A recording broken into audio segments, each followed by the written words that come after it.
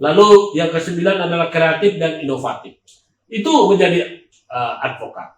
Nah, saudara, di negara kita ini sudah rusak oleh oknum-oknum yang berlindung di balik seragam. Padahal mereka itu adalah aparatur negara yang digaji untuk menjalankan tugas melindungi dan melayani masyarakat. Ya, ingat, negara kita ini adalah negara hukum yang berdaulat. Artinya, negara kita ini berdasarkan hukum, ya, semua kegiatan, semua apapun diatur dengan hukum, dan tidak ada satupun putusan hukum yang tidak dilakukan berdasarkan hukum. Kemudian yang kedua, berdaulat. Ingat, kedaulatan ini, negara ini ada di tangan rakyat. Karena itu kenapa hukum ini itu ditentukan untuk melindungi kepentingan rakyat, untuk melindungi hak asasi masyarakat. Jadi kalau ada hakim yang sebenarnya di pengadilan, Anda tabrak saja, Anda semprot saja. Kenapa? Ya, kalau hakimnya nggak benar, Anda ingat ya, kedudukan terdakwa itu dengan hakim, jaksa, dan pengacara itu sebetulnya setara. Karena kenapa? Guna persidangan di pengadilan dalam perkara pidana itu adalah untuk, ya, memastikan hak asasi daripada seorang terdakwa. Ya, jadi saya ingin memesankan, terus saja kali ini karena kebetulan saya sedang berbenturan dengan Pengadilan Negeri Sidoarjo, itu saya katakan bahwa oknum aparat di Sidoarjo itu ini hobinya bersekongkol. Itu sudah jelas-jelas bersekongkol, berkolusi, dilarang oleh Undang-Undang Nomor 28 tahun 1999. Ya, kolusi, nepotisme, kolusi, nepotisme dilarang. Tapi di sana itu terjadi persekongkolan jahat. Bagaimana tidak? Kita bisa lihat. Pelapornya ketua pengadilan. Nggak benar pun diproses sama penyidik. Kemudian penyidik karena laporan pengadilan diproses, begitu mudahnya kami ditetapkan jadi tersangka. Ya, bahkan yang pernah heboh kami ditangkap, dijemput paksa. Saya bukan mempersoalkan jemput paksanya. Saya melihat bahwa SOP mereka tidak jalankan. Nah, kalau ada prosedur seperti itu, kemudian tidak dikasih sanksi, malah dilindungi.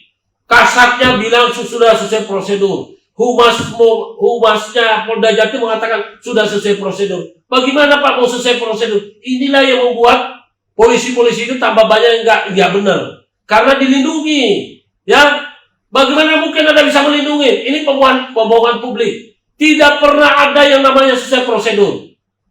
Yang pertama-tama saya ingin mengatakan kepada bapak-bapak yang merasa dirinya hebat, ya, Pak, Humas Polda Jatim yang sempat membawa sudah sesuai prosedur, Bapak itu pembohongan publik, Pak. Ya, kenapa saya bilang begitu?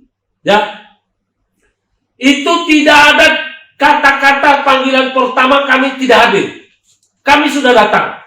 Panggilan waktu panggilan itu kami sudah datang. Artinya sudah datang membawa surat penundaan. Karena sedang ada proses hukum, maka kami minta ditunda sampai selesai proses hukum kami yang sedang berjalan. Dan diterima oleh Kanit itu. Ya, kalau itu sudah diterima berarti kan tidak ada lagi panggilan pertama. Sudah selesai. Kemudian katanya ada panggilan kedua. Panggilan kedua dari mana? Kami tidak pernah terima. Panggilan kedua justru kami terima baru pada saat sudah dilakukan jemput paksa. Ini loh yang kadang-kadang bikin apa? Anda ini digaji. Saya berdoa Anda yang berbohong supaya keluarga Anda dikutuk sama Tuhan. Ya, Anda yang membohong ini. Supaya Anda dapatkan karma seperti yang saya alami. Jangan dikira bapak-bapak polisi ini tidak akan mendapatkan sanksi. Dapat sanksi dari Tuhan. Lihat itu berapa jenderal yang dipenjara. Ya, saya tidak takut. Sekarang saya sudah tidak ada lagi rasa takut. Karena Anda telah membuat saya menjadi binar. Jujur aja. Ya, apakah bapak-bapak berpikir bapak adalah penguasa alam semesta jagat raya ini? Sorry. Ya, jadi sekali lagi saya mengatakan kepada rekan-rekan para aktivis. Sudah waktunya kita nggak boleh takut. Penegakan hukum itu bukan untuk siapa-siapa, tapi untuk orang-orang yang dituduh atau yang diduga bersalah. Ya, sekali lagi, sejarah kecurangan dunia hukum akan mencatat kalau di Sidoarjo pernah ada majelis hakim yang menyelundupkan saksi ahli dari OJK dalam keterangan pertimbangan putusannya, ya, yang dilakukan oleh majelis hakim Eko, Ridwan sama Safrudin. Ya, ini sejarah akan mencatat. Saya akan buat ini diulang-ulang terus sampai mereka itu masuk dalam kubur. Ya, ingat. Kemudian apa? Sejarah juga akan mencatat bahwa di Mahkamah karena perkara dari Sidoarjo yang tadinya dimasukkan adalah Pit B, tahu-tahu Mahkamah Agung merubah jadi Pitsus. Ini aneh. Ya, dan itu masih dianggap benar. Tidak pernah dikasih sanksi.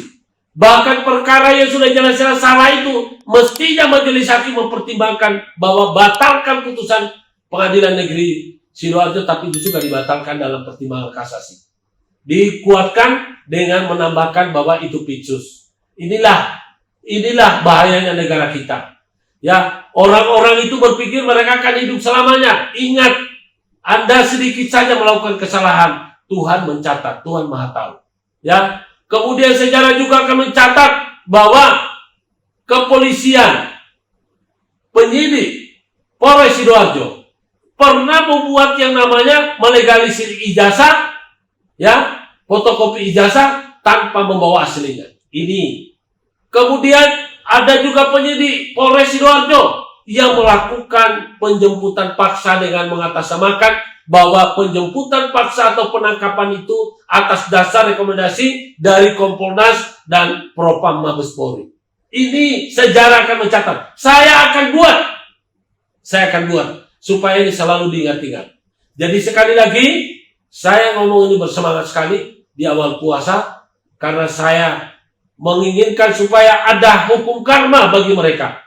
Karena mereka belum dihukum oleh atasannya. Saya sudah melapor ke Mabes Polri, Propam Mabes Polri, juga Propam